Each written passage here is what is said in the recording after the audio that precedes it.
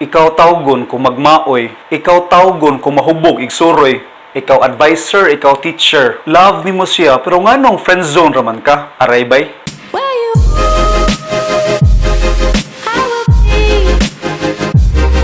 my Unsa ang definition sa friendzone? Ang usa ka tawo ganahan og romantic sexual relationship, ang isa kay friends ra ka. Sakit kaayo kung mabutang ka ani na situation. Here are the reasons nga nung friendzone ra ka. Number 1, wrong signals. Kung friend ra imong treatment sa isa ka tawo bay, i-treat pug kaniya as a friend ra sad. So give the right signals. Unsa man na siya na signals? Body language. Kung intention nimo ka romantic relationship, ha gamay oy, kiss ba sa cheeks?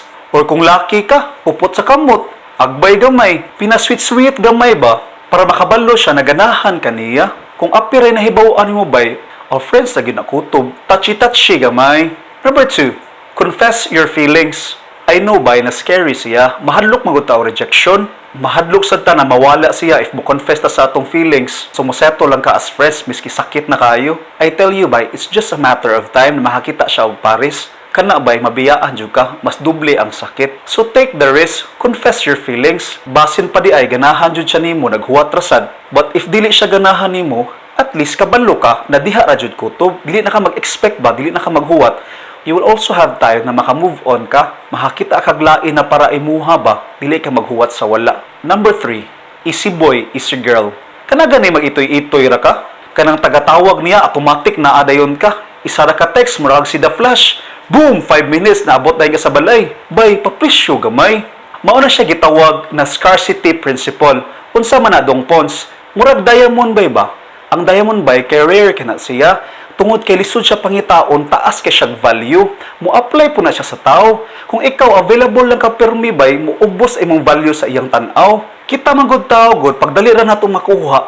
Wala na challenge, dili na ta maglong ba? So ayo pag easy boy, easy girl, oy. Abi pa lang, dili gwapo-gwapa. By, you are beautiful. Smile sabi. If naa nakaana na sitwasyon na easy girl, easy boy ra kaniya, distansya gamay, reset ba? Nya mangita man na nimo, tell your feelings kung unsa imong ganahan mahitabo. Sakit magud kayo na imong gihatag tanan ba o nya dili reciprocate ang feelings. Naapay lain tao bay na para nila diamond ka. So don't settle for less. Kung mahitabo man gani na, don't do the same mistake again. Know your value. Number 4, kuya og ati material. Pinahako mo na sa Filipino bay na isulod ta as ate kuya. If you meet someone na ganahan ka, make sure establish nimo unsa imong intention. The moment na masulod na ka sa ate o kuya na zone, lisod na kay hawa bay kay para niya awkward na kayo pag uyabon ka. Unya i-treasure na niya imong friendship, mahadlok siya mawala ka kung magkakamo. So mas stuck jud ka as friend zone. So decide if friends na ba or romantic relationship imong ganahan. Number 5, dili mo compatible. Nadyo mga butang aning kalibutan na bay na di gyud mo mapugos. If he or she doesn't like you, it doesn't make you less of a person. Bay, ayo pag maoy pag dili siya ganahan nimo. Imo mo gud i-blame yourself. Feel nimo dili ka enough ba? Dili man na maong sitwasyon. Dili na gyud mao iyang gipangita. Bay, there's nothing wrong with you. You are beautiful. Pag inana ang sitwasyon, just accept the fact na friend zone ra gyud mo. Time na to move on. Bye. Good luck. Hopefully mahagawas ka na sitwasyon kay dili jud lalim, nakatago ra ang feelings ba. It's not healthy for you.